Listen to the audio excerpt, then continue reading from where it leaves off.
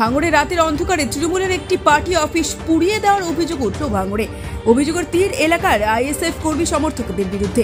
অভিযোগ অস্বীকার করে আইএসএফ এর পাল্টা দাবি এটা তৃণমূলের গোষ্ঠীদ্বন্দ্বের ফল, এখানে আইএসএস যোগ নেই। ঘটনাটি ভাঙড়ে চালতে বেরিয়া অঞ্চলের 141 বুথের কৃষ্ণমাটি এলাকার। অভিযোগ, কৃষ্ণমাটি ব্রিজের কাছে থাকা তৃণমূলের পার্টি অফিসে রাতের অন্ধকারে আগুন লাগিয়ে দেয় আইএসএফ এর সমর্থকরা। পার্টি অফিসে থাকা মমতা বন্দ্যোপাধ্যায়, অভিষেক বন্দ্যোপাধ্যায় এবং শওকত মোল্লা সহ একাধিক তৃণমূল নেতৃত্বের ছবি পুড়ে গিয়েছে পার্টি অফিসে থাকা দলের নানান সামগ্রী। খবর পেয়ে সাত সকালেই সেখানে যায় উত্তর কাশীপুর থানার পুলিশ।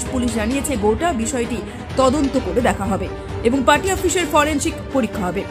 ওই এলাকার পঞ্চায়েত সদস্য কালাম মোল্লার অভিযোগ, এই এলাকায় আমরা এত উন্নতি করছি সেটা সহ্য করতে পারছেন না আইএসএফ এর লোকজন। তারাই ক্ষতি করার জন্য রাতের অন্ধকারে পার্টি অফিসে আগুন লাগিয়ে দিয়েছিল। এই নিয়ে দুবার এই পার্টি অফিসটি পুড়িয়ে দেওয়া হলো। যদিও অভিযোগ অস্বীকার করে আইএসএফ জেলা পরিষদ সদস্য রাইনুর হক বলেন, অভিযোগ ভিত্তিহীন। এই ঘটনার সঙ্গে আইএসএফ এর কোনো যোগাযোগ নেই। এলাকায় কাদের দাপট থাকবে, শওকত মোল্লা অনুগামীদের নাকি আরাবুল ইসলামের অনুগামীদের, সেই অশান্তি নিয়েই নিজেরাই নিজেদের পার্টি অফিসে আগুন লাগিয়ে দিয়েছে। ঘটনাস্থলে পৌঁছে কলকাতা পুলিশের ভাঙড় ডিভিশনের ডিসি সৈকত ঘোষ সহ উত্তর কাশীপুর থানার বিশাল পুলিশ বাহিনী। খবর পাওয়া মাত্রই ঘটনাস্থলে পরিদর্শনে আসেন ক্যানিং পূর্বের বিধায়ক শওকত মোল্লা। কথা বলেন দলীয় কর্মী সমর্থকদের সাথে। দলীয় কার্যালয়ে আগুন লাগিয়ে দেওয়ার প্রতিবাদে আগামী শুক্রবার প্রতিবাদ সভার ডাক দিলেন শওকত মোল্লা। তৃণমূল কংগ্রেসের কড়া অভিযোগ অস্বীকার করে তৃণমূল কংগ্রেসের গোষ্ঠী দ্বন্দ্ব করে পার্টি অফিসে আগুন লাগিয়ে দেওয়া হয়েছে বলে দাবি করেন ভাঙড়ে আইএসএফ বিধায়ক নওশাদ সিদ্দিকী। আইএসএফ করেছে এই কাজটা, কালকে রাত্রে 1:30 নাগাদ এই কাজটা করেছে। ওরা এখানে নেশা করে, মানে পাতা মাথা খায়, এখানে খেয়ে হিসাবে এখানে থাকে, গাঁজা মদ সবই খায় এখানে। আর বাইরে থেকে লোক আসে, তারাও এসে এখানে এদের সাথে যোগ হয়ে এই 2-3টে বুথ থেকে যোগ হয়ে এই কাজটা করে। কালকে ওই কারেন্টের তার ছিল, কেটে দেওয়ার পরে তারপরে তালা ভেঙে এটা করেছে, আগুন লাগিয়ে দিয়েছে। মিক্সার আটা দিয়ে লাগিয়ে দিয়েছে।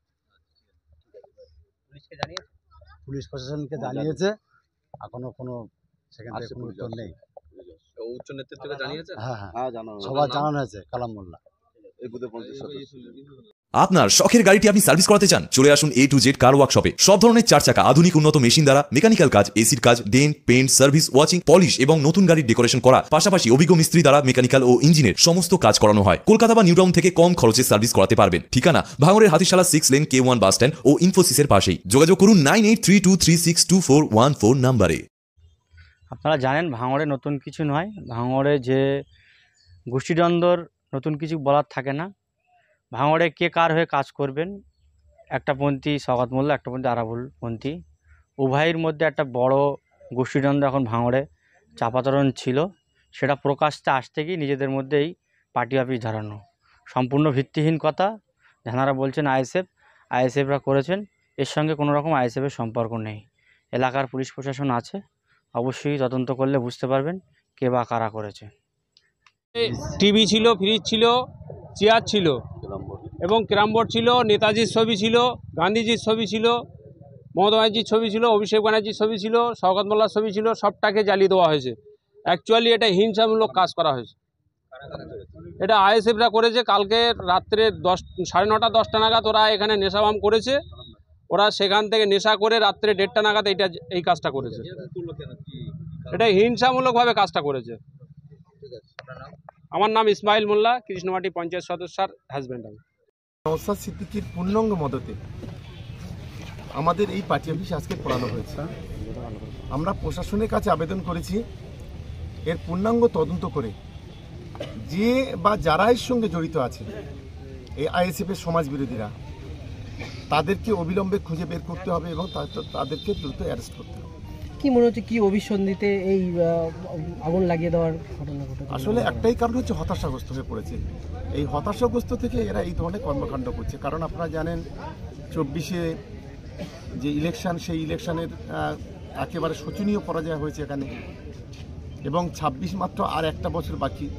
ফলে এখন থেকে যদি ভাঙড়ে গণ্ডগোল, ঝুটঝামেলা, আগুন লাগানো, পোড়ানো, এই ধরনের কর্মকাণ্ড করে যদি এই এলাকায় একটা অশান্তি তৈরি করা যায়, তাহলে আগামী দিনে হয়তো তারা মনে করছে ভালো রেজাল্ট করতে পারবে। সেই বাস্তবতাকে সামনে রেখে এই নোংরামিগুলো এরা করছে।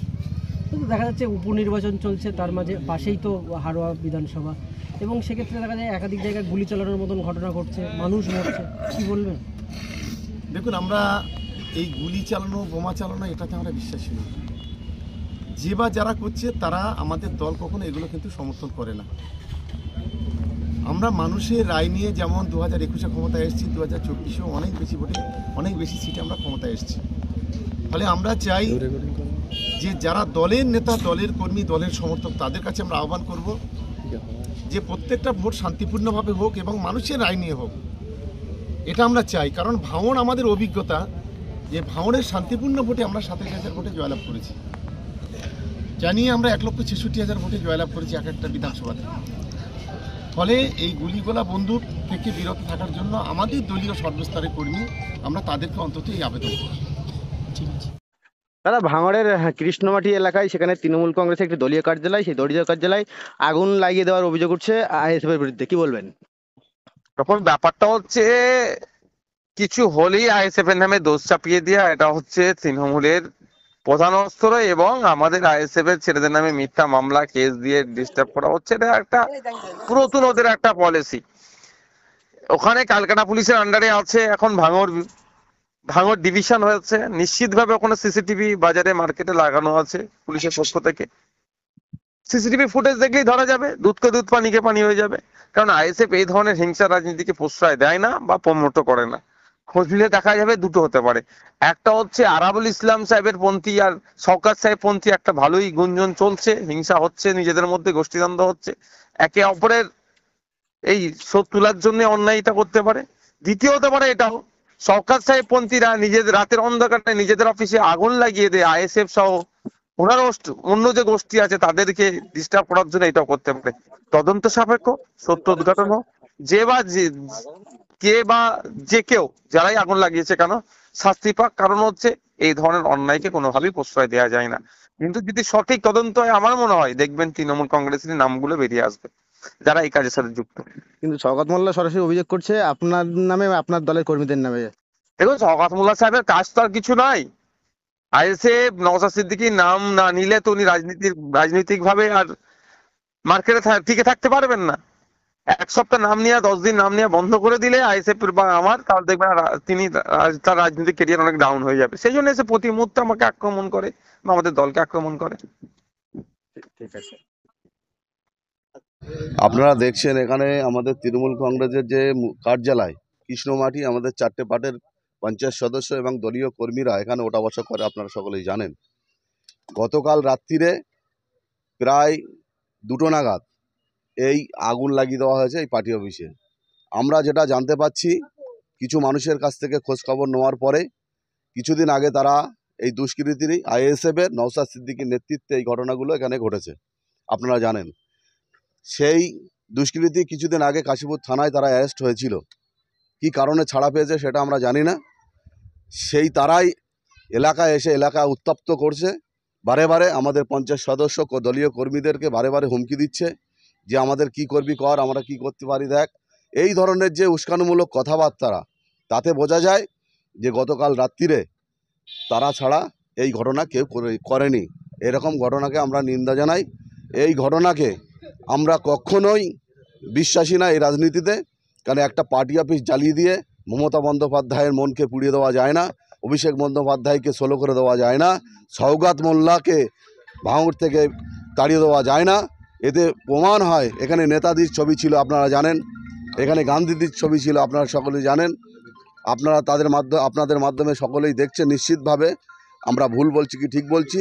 কারণ এখানে যেভাবে পার্টি অফিসটা জ্বালিয়ে দেওয়া আছে, একদম তাদেরকে আমরা প্রশাসনকে বারে বারে অনুরোধ করব, যারা দোষী, যারা সঠিক তদন্তের মাধ্যমে তদন্ত করে দৃষ্টান্তমূলক শাস্তির ব্যবস্থা প্রশাসন করুক। এবং দলের কাছে আমরা জানাচ্ছি, দল যাতে যত ব্যবস্থা নেয় তার জন্য আমরা আশাবাদী। এবং আমার নাম রাজ্জাক খান, চালতেপুর অঞ্চল তৃণমূল কংগ্রেস একটা পঞ্চায়েত সমিতির কনভেনার। এখানে আমাদের কালাম ভাই থেকে